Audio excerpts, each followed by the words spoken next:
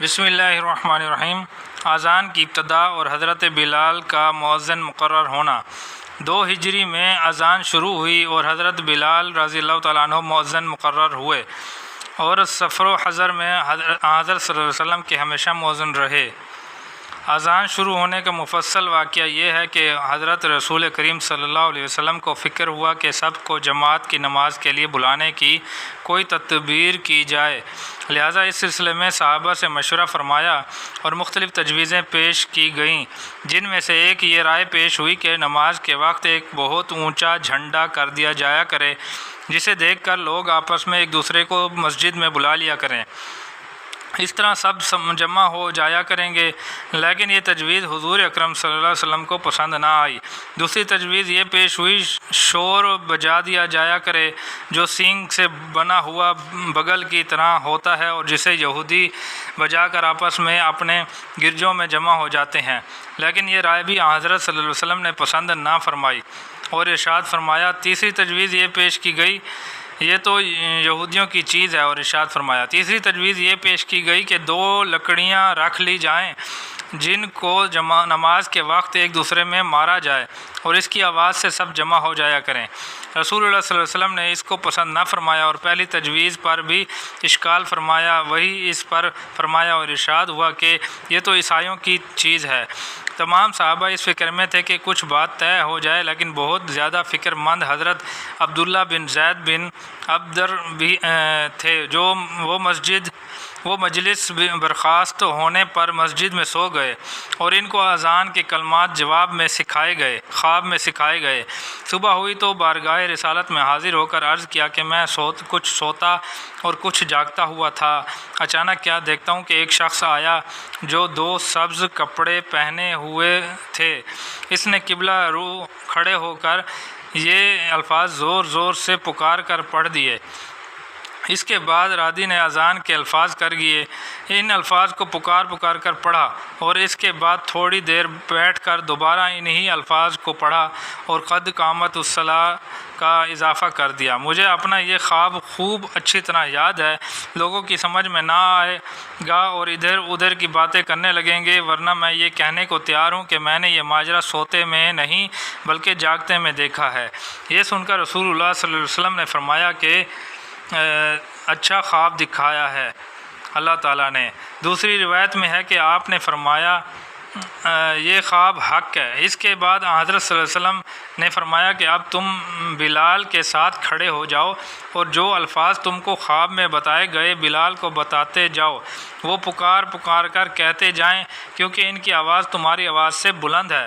حضرت عبداللہ بن زید فرماتے ہیں کہ میں بلال کے ساتھ کھڑا ہو گیا اور ان کو اذان کے کلمات بتاتا رہا جو خواب میں سنے تھے، وہ زور زور سے آواز بلند ان کو پڑھتے رہے۔ جب اذان کی آواز حضرت عمر رضی اللہ تعالیٰ عنہ نے سنی تو اپنے گھر سے نکل کر بارگاہ رسالت میں حاضر ہوئے اور دوڑتے ہوئے آ کر عرض کیا،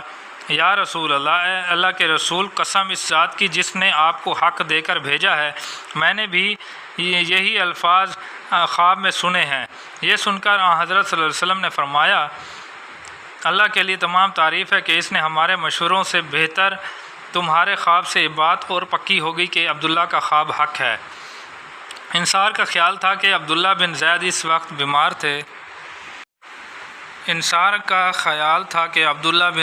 وقت بیمار تھے۔ اگر وہ بیمار نہ ہوتے تو رسول اللہ صلی اللہ علیہ وسلم انہی کو مؤذن مقرر فرماتے۔ اس وقت کا ظاہری سبب حضرت عبداللہ بن زید کی بیماری بھی ہو سکتی ہے، جس کی وجہ سے حضرت عبداللہ کے بجائے حضرت انصار کے خیال کے مطابق حضرت بلال مؤذن مقرر ہوئے۔ لیکن ایک بات یہ بھی سمجھ میں آتی ہے کہ اللہ تعالیٰ نے حضرت بلال کو سید المؤذنین اور اپنے نبی سیدنا محمد رسول اللہ صلی اللہ علیہ وسلم کا مؤذن اس عہد کی پکار کے صلے میں بنایا جسے وہ پتریلی گرم زمین پر چٹان کے نیچے دبے ہوئے اور کوڑے کھاتے ہوئے محبوب حقیقی کی محبت کے نشے میں رٹا کرتے تھے۔ یہ عہدہ حضرت بلال رضی اللہ عنہ ہی کو نصیب ہوا، جس کے لیے حضرت علی بھی حسرت کے طور پر فرمایا کرتے تھے، میں پچھتاتا ہوں کہ کاش رسول اللہ صلی اللہ علیہ وسلم سے عرض کر کے حسن و حسین رضی اللہ عنہما کو مؤذن مقرر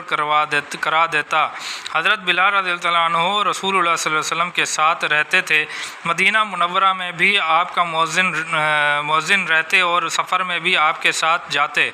اور نماز کا وقت آنے پر اذان پڑھتے تھے۔ بہت کم کبھی ایسا ہوا کہ حضرت صلی اللہ علیہ وسلم کہیں تشریف فرما ہوں اور نماز کے وقت حضرت بلال کے علاوہ اور کسی نے اذان دی ہو۔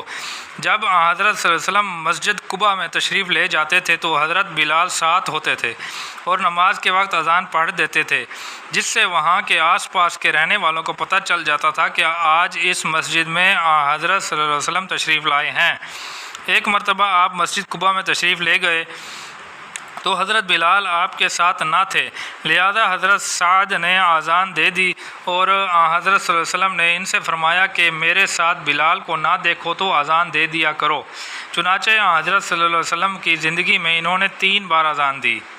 ایک مرتبہ حضرت زیاد بن الحارث نے حضرت صلی اللہ علیہ وسلم کے ارشاد سے فجر کی اذان پڑھی۔ غالباً اس وقت حضرت بلال رضی اللہ عنہ کہیں قضائے حاجت وغیرہ کے لیے تشریف لے گئے ہوں گے۔ جب نماز کھڑی ہونے لگی تو حضرت بلال رضی اللہ عنہ نے حسب دستور جیسا کہ ہمیشہ اپنی اذان کے بعد اقامت کہا کرتے تھے، اس مرتبہ بھی اقامت کہنے کا ارادہ کیا۔ حضرت صلی اللہ علیہ وسلم نے فرمایا، بلاشبہ سردار کے قبیلے والے حارث نے اذان پڑھی ہے اور جو اذان پڑھے وہی اقامت کہے۔ فجر کی اذان حضرت بلال رضی اللہ تعالی عنہ قبیلہ بنی النجار کی ایک عورت کے گھر پر چڑھ کر دیا کرتے تھے جو مسجد سے بالکل ملا ہوا تھا۔ سحری کے وقت سے آ کر اس کی چھت پر بیٹھ جایا کرتے تھے اور وقت کا انتظار کرتے رہتے تھے۔ جب وقت ہو جاتا تھا تو بدن میں چستی لانے کے لیے انگڑائی لیتے تھے اور یہ دعا مانگ کر اذان دیتے تھے، اے اللہ میں تیری تعریف کرتا ہوں اور چاہوں کہ تو اس بات کا معین بن جاوے کہ قریش تیرے دین کو قائم کریں۔ اس کی روایت کرنے والی عورت جن کے گھر کی چھت پر اذان دیا کرتے تھے فرماتی ہے، کسی روز بھی حضرت بلال نے یہ دعا نہیں چھوڑی۔